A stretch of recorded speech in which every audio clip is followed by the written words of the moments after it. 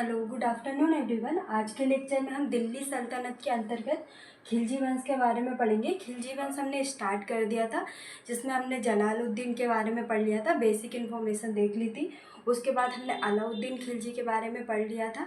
अलाउद्दीन खिलजी के विजय अभियान देख लिए थे, जिसमें हमने उत्तर भारत के विजय अभियान, दक्षिण भारत के विजय अभियान दोनों देख लिए थे।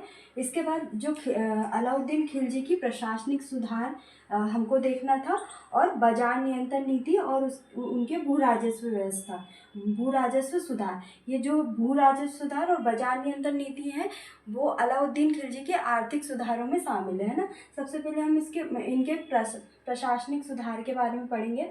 इन्होंने क्या किया था, दीवाने ए रियासत का गठन किया था। दीवाने रियासत किसके लिए?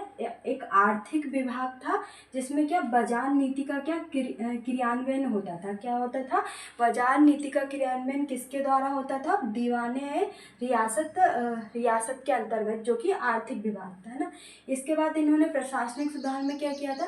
दीवाने मुस्त खराज की स्थापना की थी, जो कि क्या था? एक अधिकारियों के नाम पर बकाया राशि वसूल करता था। कौन करता था? दीवाने मुस्त खराज। ये आपके प्री में भी आ सकता है और मेंस में भी आ सकता है। ये आपके 2 मार्क्स में भी यही आ सकता है कि दीवाने खराज की स्थापना किसने की, या दीवाने खराज क्या है। तो सबसे पहले इसकी स्थापना देखेंगे, तो ये फर्स्ट हमारा पॉइंट हो जाएगा, किसके द्वारा? अलाउद्दीन खिलजी के द्वारा। और सेकंड हो जाएगा कि अधिकारियों के नाम पर बकाया राशि वसूल करने वाला विभाग, है ना। इसके बाद जो दीवाने रियासत, ये इसकी भी स्थापना, ये भी 2 मार्क्स में आ सकता है अकेला आपका।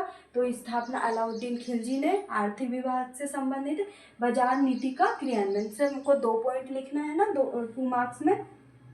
इसके बाद डाक व्यवस्था की स्थापना शुरुआत किसने की? डाक व्यवस्था की अलाउद्दीन खिलजी ने। और लेकिन इसको संगठित करने का श्रेय किसको जाता है? गियासुद्दीन तुगलक को। किसको जाता है? गियासुद्दीन तुगलक को इसका श्रेय जाता है। इसके बाद हम देखेंगे गुप्तचर विभाग की स्थापना की, संगठित करने का श्रेय किसको जाता है? अलाउद्दीन खिलजी को, है ना। तो गुप्तचर विभाग की स्थापना किसने की थी? शुरुआत किसने की थी? बलबन के द्वारा। और इसको संगठित करने का श्रेय किसको जाता है? अलाउद्दीन खिलजी। उसी प्रकार सैन्य विभाग की स्थापना, सैन्य संगठन कैसा था? तो दशमलव पद्धति की को से संगठित करने का श्रेय किसको जाता है? अलाउद्दीन खिलजी को। और सैन्य संगठन की स्थापना करने का श्रेय किसको जाता है? बलबन को, है ना, जिसने दीवाने अर्ज की स्थापना की थी, है ना। और आदर्श रूप से जो सैन्य संगठन की स्थापना किसने की थी? मोहम्मद तुगलक के द्वारा, है ना। तो ये भी पूछ सकते हैं कि आदर्श रूप से, अगर आप इसको कोष्टक में लिखोगे तो आपका जो आंसर है वो बहुत अच्छा रहेगा, है ना। तो आदर्श रूप से किसने की थी सैन्य संगठन की स्थापना? मोहम्मद तुगलक ने। और इन्होंने क्या किया था? सैनिकों की हुलिया एवं घोड़ों को दागने की प्रथा प्रारंभ की थी। किसने? अलाउद्दीन खिलजी के द्वारा सैनिकों की हुलिया एवं घोड़ों को दागने की प्रथा का प्रारंभ किया था, है ना। तो हमने प्रशासनिक सुधार में क्या क्या चीज़ें देख ली? दीवाने रियासत का गठन, दीवाने मुस्तखराज का गठन। इसके बाद डाक व्यवस्था कैसी थी, है ना, गुप्तचर विभाग का गठन, और सैन्य संगठन कैसा था, है ना। इसके बाद हम देखेंगे आर्थिक सुधार के अंतर्गत भू राजस्व सुधार में क्या क्या किया था। भू राजस्व सिद्धांत सबसे पहले किसके द्वारा दिया गया था? बलबन के द्वारा भू राजस्व सिद्धांत दिया गया था ना। तो इसमें क्या किया था इन्होंने? सर्वप्रथम जो मिल्क है उसको क्या बोलते हैं? संपत्ति, इनाम व वक्फ जो है उसको क्या बोलते हैं? उपहार के अंतर्गत जो भूमि होती है उसको बोलते हैं। उनको क्या किया था? दोनों को खालसा भूमि में मिलाया गया था। मतलब ये जो मिल्क है, मिल्क, इनाम और वक्फ भूमि को क्या किया था? खालसा भूमि में क्या मिला दिया गया था। और माप की इकाई क्या थी? माप की इकाई बिस्पा थी। कौन थी? माप की इकाई क्या थी? बिस्पा। और प्रमुख अगर कर की बात करें तो जो खराज है, खराज कर है उसका क्या 50% निर्धारित किया था। कितना? 50%। इसको हम आगे भी पढ़ेंगे कि किन किन सुल्तानों ने इसको कितना परसेंट दिया। इसके बाद इन्होंने 2 नए करों की स्थापना की, जैसे घरी कर जो कि घरों पर लगाया जाता था, चरी कर जो कि दुधारू पशुओं पर लगाया जाता था। किस पे? चरी कर किस पे लगाया जाता था? दुधारू पशुओं पर लगाया जाता था ना। और एक और अन्य कर था जो कि खम्स है ना, जो कि लूट का लूट से संबंधित है ना। लूट का राज का हिस्सा कितना होता था, 80% है ना। और जो सैन्य अधिकारियों को कितना होता था, 20% है ना। ये राज्य का हिस्सा लूट का कितना, 80%, जो कि आगे चल के इसका अपोजिट हो गया, 20% राज्य का हिस्सा हो गया था और 80% सैनिकों का हिस्सा हो गया। ये हम आगे पढ़ेंगे कि किस सुल्तान ने ये खम्स का 20% राज्य को हिस्सा दिया था और 80% सैनिकों को दिया था ना। तो यह क्या था, अलाउद्दीन खिलजी की आर्थिक सुधार के अंतर्गत भू राजस्व सुधार हमने पढ़ा। इसके बाद हम आर्थिक सुधार के अंतर्गत ही बाजार नियंत्रण नीति देखेंगे। क्या देखेंगे, बाजार नियंत्रण नीति, जिसमें सबसे पहले हम देखेंगे कि अगर 2 मार्क्स में आ गया तो हमको क्या लिखना है। सबसे पहले बाजार नियंत्रण नीति किसने शुरुआत की, अलाउद्दीन खिलजी के द्वारा। इसका उल्लेख कहाँ पर है, तो तारीख फिरोज शाही में इसका उल्लेख है, जो कि किसकी पुस्तक है, बर्नी की पुस्तक है। किसमें है, तारीख फिरोज शाही। आपसे ये क्वेश्चन भी पूछ सकते हैं 2 मार्क्स में कि तारीख फिरोज शाही किसकी पुस्तक है, तो बर्नी की पुस्तक है, जिसमें किस चीज़ का उल्लेख है, बाजार नियंत्रण नीति और भी जो सुल्तान है उनका वर्णन है ना। इसके बाद हम देखेंगे कि बाजार नियंत्रण नीति होता क्या है ना। तो देखेंगे कि जो आवश्यक वस्तुओं के जो दाम निश्चित कर दिए थे उसे ही क्या बोलते हैं, बाजार नियंत्रण नीति बोलते हैं। जो आवश्यक वस्तुएं जैसे अनाज हो गया, फल हो गया है ना, तो उनके जो दाम निश्चित कर दिए थे उसी को क्या बोलते हैं, बाजार नियंत्रण नीति है ना। इसका सर्वप्रथम प्रारंभ अलाउद्दीन खिलजी के द्वारा किया। इसके क्षेत्र अगर देखें, क्षेत्र की बात, तो विद्वानों में क्या है, मतभेद है कि कहाँ कहाँ पर है। जैसे मोरलैंड के अनुसार क्या बोला है उन्होंने कि केवल ये क्या, दिल्ली के आसपास के क्षेत्रों में ये जो बाजार व्यवस्था, बाजार नियंत्रण नीति वो लागू थी।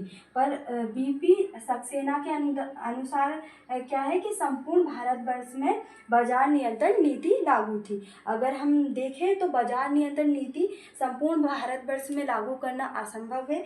तो अगर हम मोरलैंड का अगर देखें मत, तो उनका ज़्यादा लगता है कि केवल दिल्ली के आसपास के क्षेत्रों में लागू हो सकती है ना। इसके बाद हम देखेंगे जो बाजार नियंत्रण नीति है उसको क्या, कुल 4 बाजारों की स्थापना की थी। तो हम देखते हैं ना, इसको अच्छे से इन डिटेल हम पढ़ेंगे।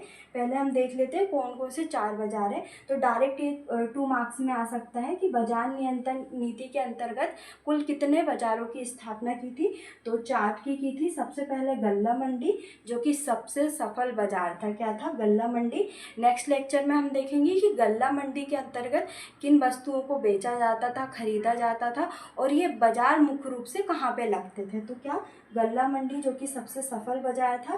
सराय ए अदल दूसरा बाजार था, सराय ए अदल। उसके बाद तीसरा था घोड़ों, दासों व मवेशियों का बाजार। क्या था, घोड़ों, दासों और मवेशियों का बाजार, जहाँ पे क्या, घोड़ों को बेचा जाता था, घोड़ों को खरीदा जाता था, दासों को बेचा जाता था, दासों को खरीदा जाता था, और मवेशियों को, है ना। मवेशियाँ मतलब जो पालतू पशु हैं उनको, है ना। इसके बाद एक सामान्य बाजार था, जिसमें क्या, सामान्य वस्तुएं जैसे अनाज हो गया, है ना। जो सामान्य बाजार में क्या करते थे, जो अनाज है, अनाज को, संपूर्ण अनाज को सभी किसानों से कलेक्ट करके क्या, कहाँ पर लेकर आया करते थे, दिल्ली में लेकर आया करते थे। और वहाँ पे क्या, बाजार लगता था, जहाँ पे इसको क्या बेचा जाता था।